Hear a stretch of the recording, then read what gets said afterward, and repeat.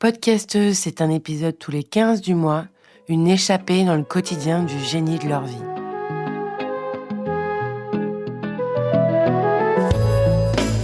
Bonjour et bienvenue pour un épisode spécial à l'occasion de la semaine du podcaston.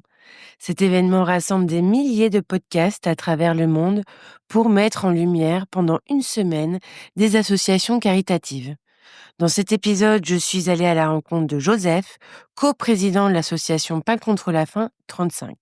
Depuis près de 40 ans, cette association mobilise des centaines de bénévoles dans les pays de Fougères, Rennes et Saint-Malo. Leur mission, une seconde vie pour le pain rassis.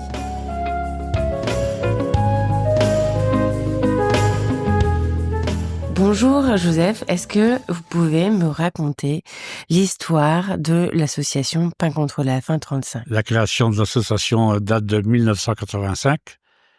Elle a été créée par Annick de Bontride, qui est décédée maintenant, mais qui était une femme magnifique.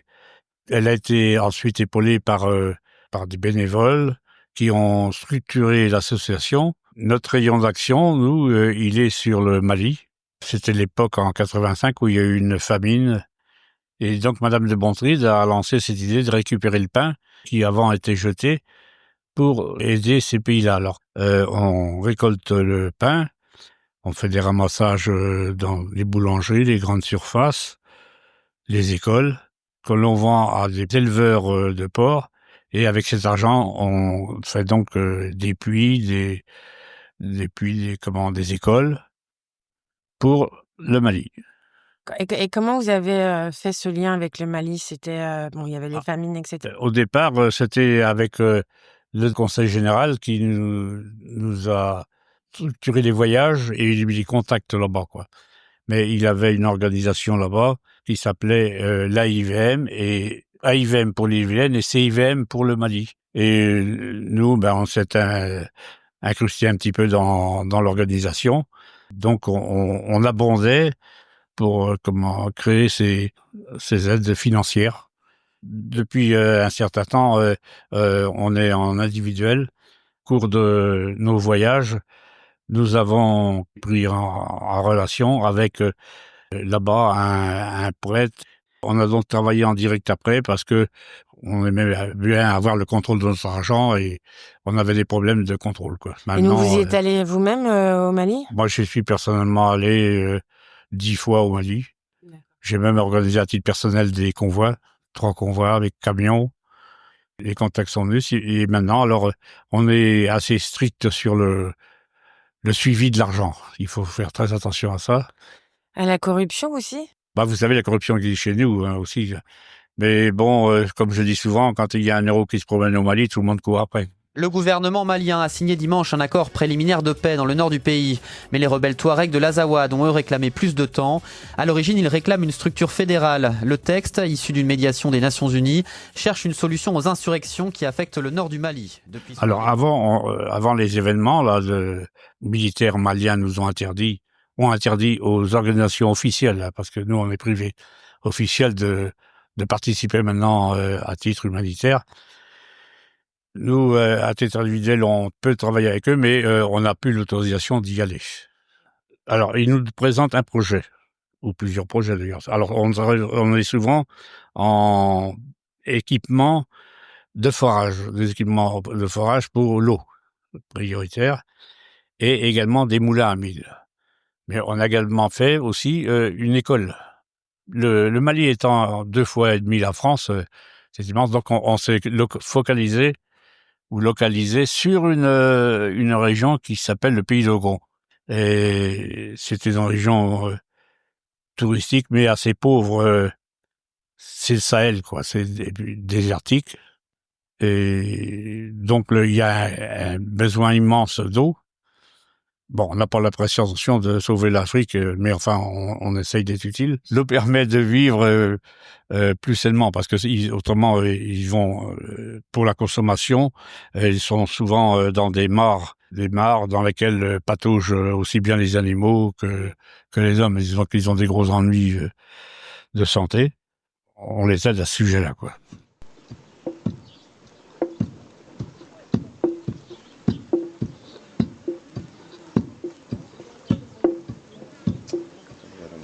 On fait également les moulins à mil parce que la femme, ça lui permet d'être beaucoup plus indépendante au lieu d'être au pilon toute la journée en 1 heure, et elle fait largement ce qu'il faut pour la semaine. Comment vous interagissez avec eux maintenant? Nos correspondants là-bas, on leur demande, bon, qu'est-ce que vous avez comme projet pour cette année? Alors, en ce moment, ce sont les moulins à mil et l'équipement des forages. Les forages qui ont été faits par l'UNESCO, je crois. Mais alors, ils ont une pompe dessus, mais qui tombe souvent en panne. Et puis, pour tout le village, c'est pas tellement pratique, quoi. Ils nous font part de leur projet. Nous, on demande des photos avec des points de repère. C'est-à-dire que il nous faut ou un arbre caractéristique, une vue du village, un rocher même, puisqu'il y a beaucoup de roches, qu'on puisse contrôler si le projet a bien été réalisé. Bon, vous savez, on a parlé tout à l'heure qu'il y avait des dérives, mais bon, on les évite au maximum. Et je pense que on n'a jamais eu de problème là, hein. Et vous avez une anecdote à nous raconter? L'Afrique noire intérieure est tout à fait différente de l'Afrique côtière. Et quand vous allez dans ces pays-là, la première fois, vous êtes époustouflé de voir la chaleur de ces gens qui vous reçoivent, et également leur pauvreté. La première fois qu'on y est allé, qui nous a frappé le plus, on voyait les pauvres fouiller les poubelles des pauvres. Et ça vous retourne un petit peu, quoi. Ouais. Il y a un problème, c'est que leur argent ne vaut rien, quoi. Vous avez le franc CFA qui est notre argent. Moi, je suis assez âgé puisque j'ai 86 ans, mais j'ai connu le franc français, le franc léger.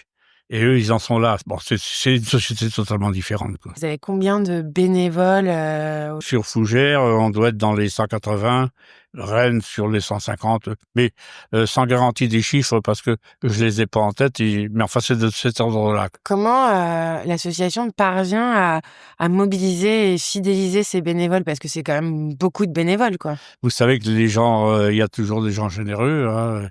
La cause leur plaît. Bon, quand ils viennent, ils voient que c'est quand même bien organisé.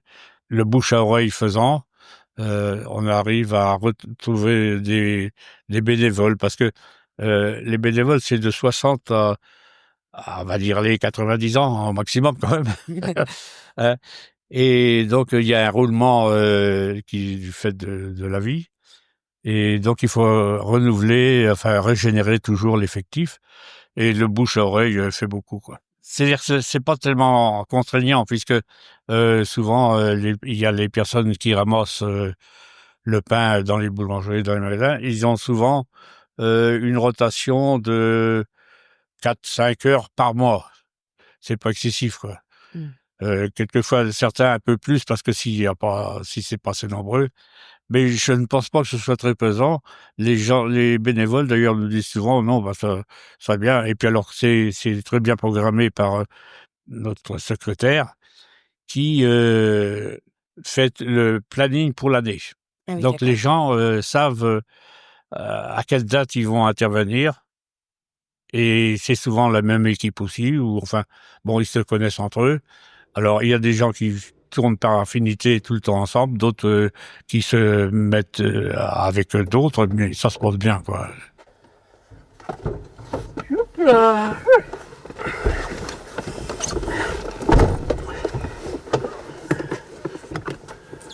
On a tous le même but, hein, c'est de ramasser le pain et puis de faire du bien, quoi.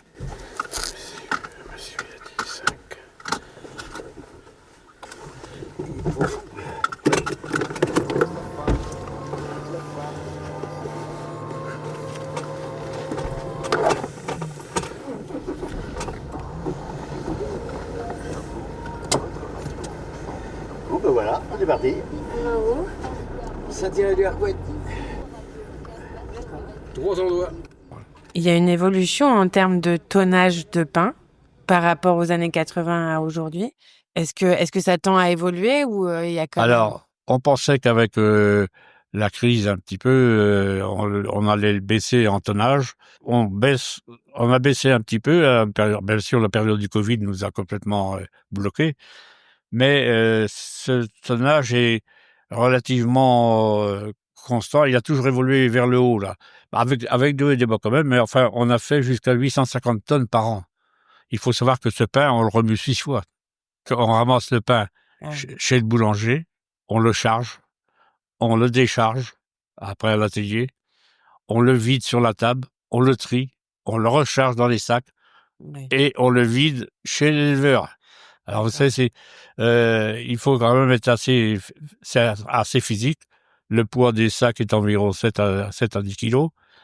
On n'est quand même pas des jeunes, quoi. Alors, parce que vous savez, le triage et le ramassage, vous faites des liens, des contacts, des relations, et ça rompt un peu l'isolement, parce que vous avez à un âge où les gens sont isolés.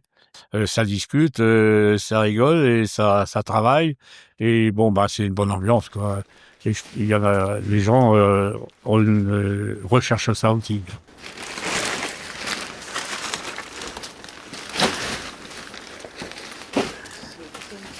Le triage, ça consiste en quoi? Alors, le triage, le pain est souvent enveloppé, alors soit dans des plastiques, soit dans du papier.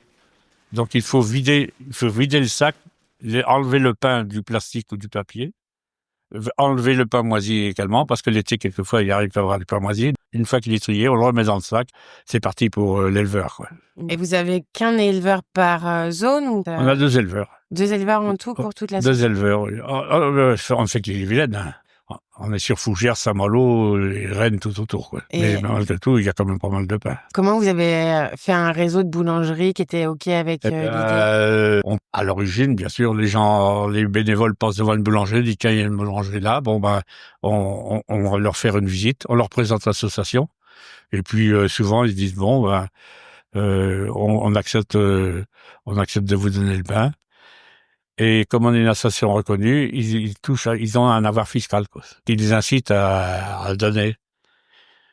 Donc, on suit les boulangeries, parce que c'est pareil, les boulangeries, c'est comme le reste, hein, vous savez, ça change de propriétaire. Il y a un roulement dans les boulangers, mais on suit ça. Ça se fait naturellement, hein. Les grands tournées nous disent tiens, tel boulanger a changé, et on le recontacte. Quand c'est sur des grandes surfaces, on va voir le gérant ou le directeur ou le patron, et puis ma foi, on lui expose le travail que l'on fait, et on a toujours une réponse positive. Et est-ce que vous avez des fois des remarques envers le gaspillage, l'écologie, etc.? Vous savez, nous, s'il n'y avait pas de gaspillage ou de surproduction, on n'aurait pas de pain. Alors donc, on ne peut pas être contre ça. Maintenant, on le comprend. D'ailleurs, on s'attendait à ce qu'il y ait une chute de tonnage. Puis alors, vous savez, le boulanger, il produit du pain, mais c'est comme dans les restaurants, hein. Il a une production de pain, mais les gens ne sont pas venus forcément le chercher. Et vous savez, si vous avez un sac par jour, c'est pas beaucoup. Certaines boulangeries, un sac ou 2. Eh bien, comme nous, on passe une fois par semaine, ben, ça vous fait 14 sacs. 14 sacs à 7 kilos ou 10 kilos, ça fait ça entre 100 et 140 kilos. Et ainsi de suite. Multiplié par le nombre de boulangeries, ça fait quand même pas mal. Si votre association n'existait pas? C'est-à-dire que peut-être que certains éleveurs iraient le récupérer, mais je ne pense pas, parce que on a le cas où un éleveur voulait ramasser le pain, se faire livrer du pain chez lui par les gros fabricants de pain, mais il y a le problème du triage. Et ça, ils nous demandaient de l'assumer, on a dit non, on n'est pas prestataire de service, hein. Alors, je pense que ça irait à la poubelle. Et donc, vous êtes président de l'association depuis combien? Je suis coprésident, mais 2 coprésidents, parce qu'il y en a un pour Fougères et un pour Rennes. On est surtout aidé par le trésorier et le secrétaire. Le secrétaire, vous savez, le secrétaire a plus de travail que nous, en fin de compte. Et le trésorier, super aussi. Donc, on est 4 au CA et on a environ 24 au bureau, voilà, 4 au bureau et environ 24 au conseil d'administration, quoi. D'accord. Et ça représente combien de budget par an? En gros, on arrive à financer les bonnes années 4 moulins à 1000 et 2 équipements de pluie, quoi. Okay. Et alors, quand on équipe un forage, il faut savoir qu'on fait le château d'eau. On fait avec la pompe solaire, les panneaux solaires, et environ 4 fontaines par équipement et on a toujours une fontaine à l'école. On a fait également une école là, mais c'était assez important, hein. Mais on a aussi beaucoup de frais généraux puisque en tout on a 7 véhicules qui tournent. Donc les frais d'entretien, le carburant, l'achat des véhicules et le renouvellement puisque on a des véhicules qui ont jusqu'à 350 000 kilomètres, hein. On a fait des kilomètres pour aller chercher le pain.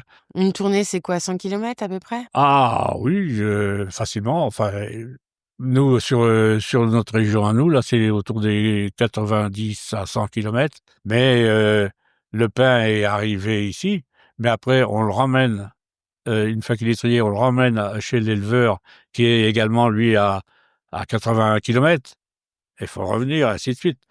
On a beaucoup de kilomètres par an, hein. Et l'éleveur, comment vous le trouvez?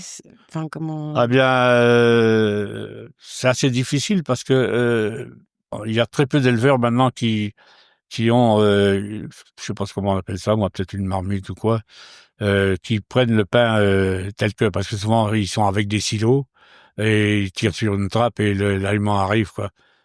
On n'a pas beaucoup d'éleveurs, hein. On en a 2 et je crois que on y tient parce que c'est très difficile d'en trouver un. Et donc, en fait, le pain, ils le mettent en bouillie, c'est ça? Ou Ah bah eux ils le mélangent, ils font leur mélange même, hein, ils le mélangent avec sans doute avec de l'aliment Ouais. dans les silos là. Et est-ce que en ce moment, vous avez besoin de bénévoles ou ça va? On a toujours besoin de bénévoles il y a toujours, même moi je vous dis j'ai 86 ans, il va falloir penser au remplacement. Et puis dans les équipes de ramassage ou de triage, ça vieillit, hein. Bah oui. Nous, on tape dans des tranches d'âge de 65-90 ans où il y a malgré tout des défections, mais par obligation, quoi. Ok, oui, bien sûr. Donc, des bénévoles, on est toujours pas dans. Et comment on fait alors pour venir vous voir? Vous pouvez même venir à l'essai. Parce que le devoir, c'est une chose, de faire l'essai, c'est encore mieux. Et une fois que vous avez fait l'essai, vous dites, je continue, ça me plaît, la cause me plaît aussi, puisque c'est un petit peu ce qui motive les gens. Et ça se passe souvent comme ça, hein. Les gens viennent faire un tri, feront une tournée avec une équipe. Et puis, ma foi, c'est un petit peu comme ça qu'on fidélise les gens aussi, hein. Donc l'association, le rythme, c'est quand même hebdomadaire, il se passe des choses toutes les semaines. Oui, de toute façon, les véhicules tournent tous les jours, hein. Ouais. Enfin, sauf bien sûr le samedi et dimanche, quoi. Oui, quand même, faut pas Et les exagérer. jours fériés. Et c'est quand les plus grosses périodes où il y a vraiment beaucoup, beaucoup de pain? Alors, les grosses périodes, c'est en hiver. Saint-Malo, l'été, il y a plus de monde, donc les gens, quelquefois, sont obligés de faire deux ramassages dans la journée, hein. C'est assez fluctuant. Il y a les périodes de vacances. Les périodes de vacances, on ramasse moins de pain localement, mais le pain se retrouve ailleurs, quoi. Mais plus sur la côte, Ah quoi. oui. Mmh. Bien non, écoutez, allez voir notre site et puis prenez contact avec nous. Et si vous êtes il faut être de la région, hein. Oui. Parce que si vous donc sur Rennes ou sur Fougères, il y a aucun problème. Nous sommes preneurs, quoi. Merci beaucoup de m'avoir reçu pour cet enregistrement. De rien. C'est moi qui vous remercie d'être venu. Merci.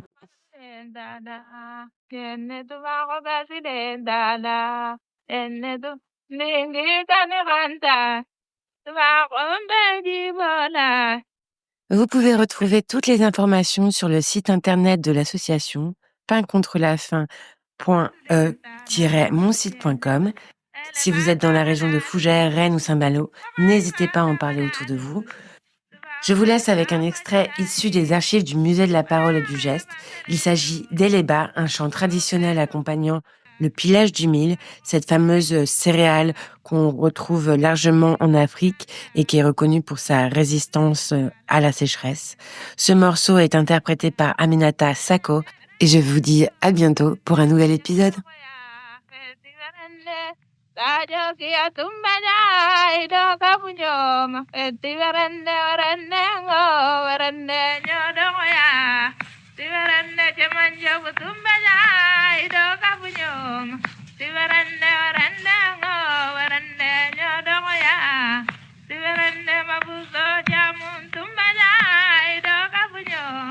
Sivarande